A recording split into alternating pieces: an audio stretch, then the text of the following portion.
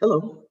In this video tutorial, we will be doing derivation practice, deriving an expression for an indicated variable. Practice for the AP Physics 1 and AP Physics C exam.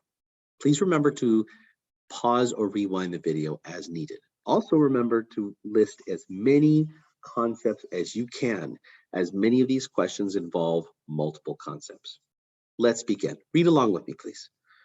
A solid cylinder of mass m and radius r and rotational inertia I equals 1/2 mr, that's supposed to be a squared, is released from rest and rolls without slipping down a ramp. That's a clue.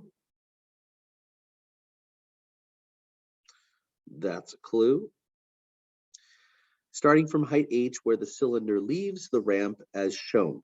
Assuming no loss in thermal energy, derive an expression for delta y, the highest point the cylinder reaches in the air above the point where it leaves the ramp in terms of mrh and fundamental constants. Well, if you're moving down a ramp, conservation of energy is going to be at work. But if you're rolling without slipping, it's conservation of energy with rotation. And quite honestly, when you have rotation, you just have to involve a couple things. Rotational kinetic energy would be one, and V equals R omega. That's the linear angular relationship between linear speed and angular speed. You have to involve both of these with conservation of energy and rotation. Now, this part here, once it leaves the ramp, that we can just use traditional conservation of energy as it relates to a change in height and a change in speed accordingly. Now, let's go ahead and break down the speed at the end of the ramp here is going to be the initial speed of the launch straight upwards. Let's go ahead and begin with this part here. I'm going to call the initial part of the problem right there, where the ball's leaving, being released from height h. I'm going to call the final point right there, where it's leaving the ramp. So energy initial.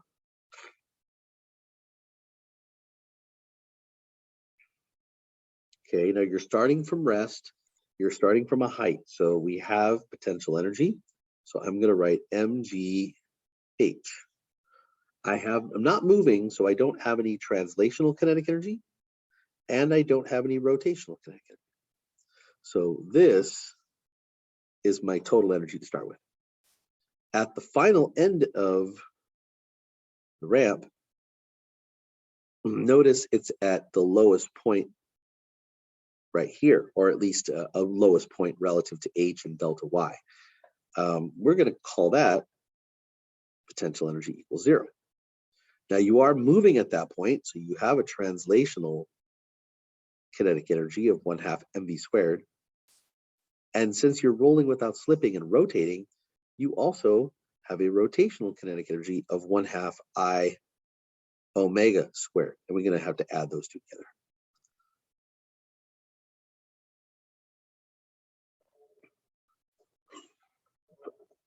Now, to keep in mind, as I mentioned earlier, you're going to have to use, we will need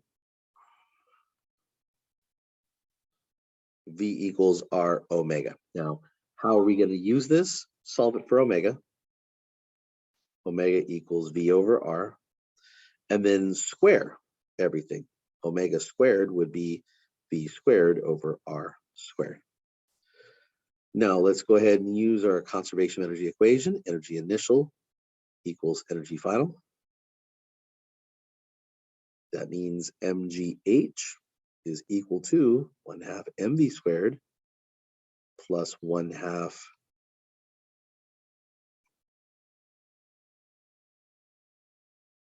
I omega squared. Now we're going to do a bit of substitution here. We're going to substitute for two things. Okay, in a conservation of energy problem with rotation, we're always going to substitute for I, and we're going to substitute for omega squared. I is this value here. Omega squared is that value there. Let's go ahead and substitute for these things.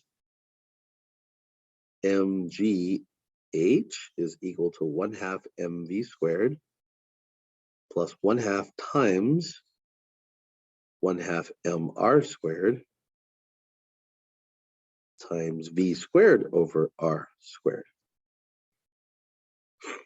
You'll notice what's about to happen here. The r squareds cancel over here.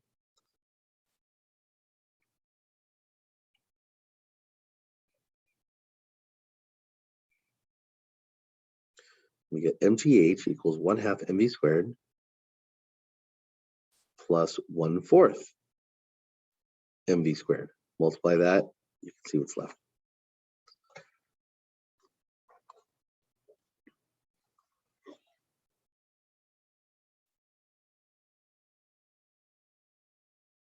Okay, 1/2 plus 1/4 adds up to 3/4. So mgh equals 3/4 mv squared. We can see we have to solve. The whole point, remember the linking concept is velocity. So we have to solve for velocity. The masses are canceled and we're going to multiply by 4/3 both sides. So the velocity for at the end of the first part of this problem is equal to 4/3 gh.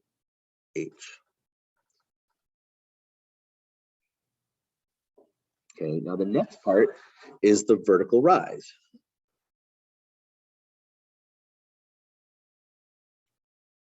Which is the delta y. And we're going to use conservation of energy on that as well, which is going to be energy at the bottom equals energy at the top. Now, energy at the bottom, what you have at the bottom is the same two energies you had when it left. So we have no potential energy. You have translational kinetic energy, 1/2 mv squared. And you have rotational kinetic energy of 1/2 I omega squared.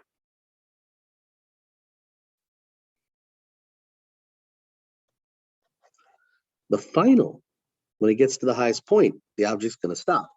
So what we have at the top there, okay, is when this thing moves at the very top, actually, when it is rolling off the top,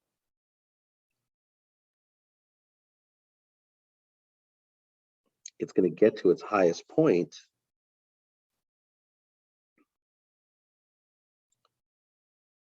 And it's going to stop.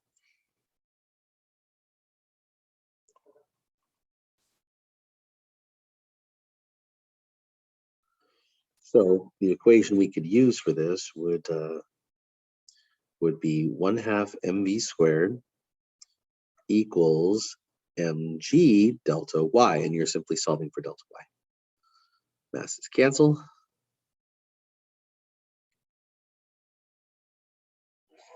Now, you do have to substitute for v. But I'm not just going to substitute for v, I'm going to substitute for v squared. If v is 4/3 gh, that means v squared is going to be 16/9 g squared. Well, let me just go ahead and put the value in there. So we're going to go 1/2 times 4/3 gh, and that's going to be equal to g delta y. Okay, there we go. Okay, there you can see that this is going to cancel with two of those factors there, and the g's will cancel. And you can see that delta y is really going to be left with 2/3 of the height. That's about how high it goes. Do keep in mind, this is not the only way you could have done the second part of this problem.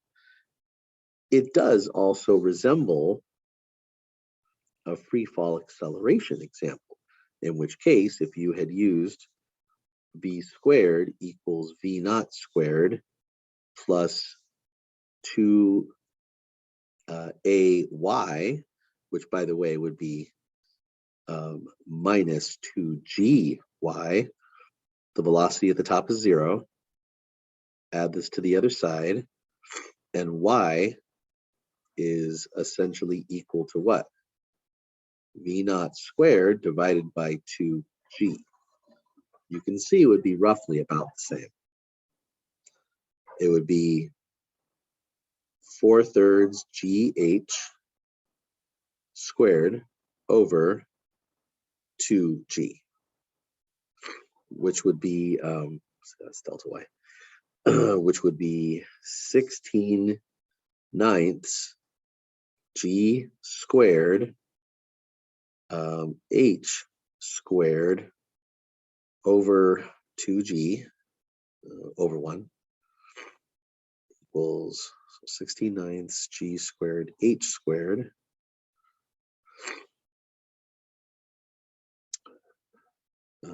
so that would be over 9, and then times, and there's 1 over 2g. So a lot of stuff cancels.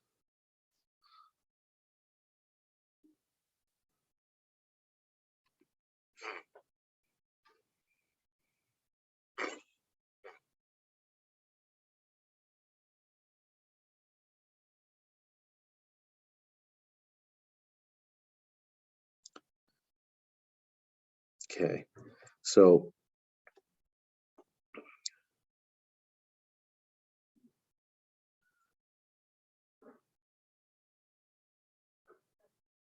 and that's going to reduce itself down. You have 16 over what, 18? That's going to reduce itself down, 16 over 18.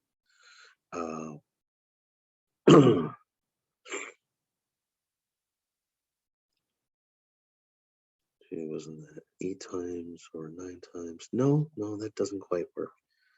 Okay, something in here didn't quite work. I don't quite see where it is yet, but I do know that this can work. Let me try it a different way.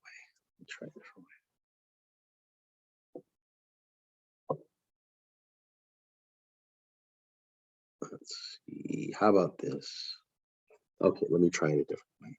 So what I'm going to do is I'm going to go 0. Oops. Okay, so I'll go 0 equals 4/3 g. Oh, I know what I forgot. Silly me. When we get to this point, you have to square. So the speed is not just 4/3 gh, it's the square root of 4/3 gh. Okay, that makes a lot more sense now. So no, I was doing it right. Just plugged in the wrong stuff. So y, or delta y, was equal to v naught squared over 2g. And so v naught squared would be the square root of 4/3 gh squared over 2g. When you square all that, you would get 4gh over 3 over 2g, which is the same as 4gh over 3 times 1 over 2g. You can see a lot of stuff's going to cancel. There you go. And that makes a lot more sense. You can see we get the same result using free fall acceleration. So it's not, you didn't necessarily have to use conservation of energy. You have multiple ways of approaching this problem. If the cylinder were replaced with a hollow cylinder of the same mass and radius, how would that affect the maximum height? Would it increase, decrease, or stay the same? Well, so what happens with a hollow sphere? With a hollow sphere, okay, the rotational inertia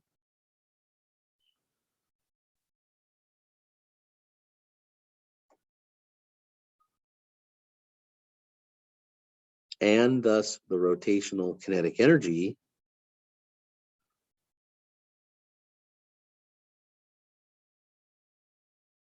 would now increase.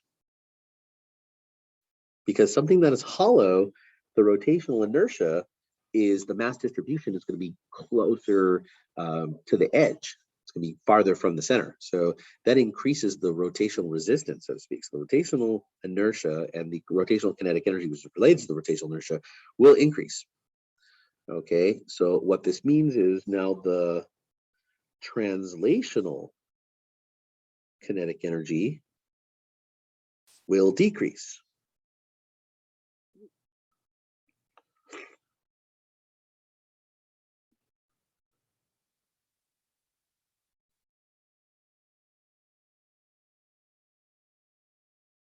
The cylinder would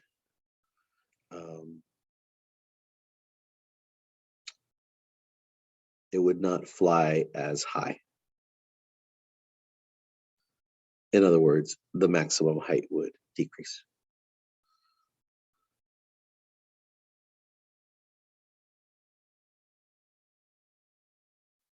If the experiment were repeated on the moon, would the maximum height increase, decrease? Well, again, delta y is equal to 2/3 h. Delta y is proportional to the height we release it from. It's independent. Delta y is independent of g. So delta y would be the same on the moon.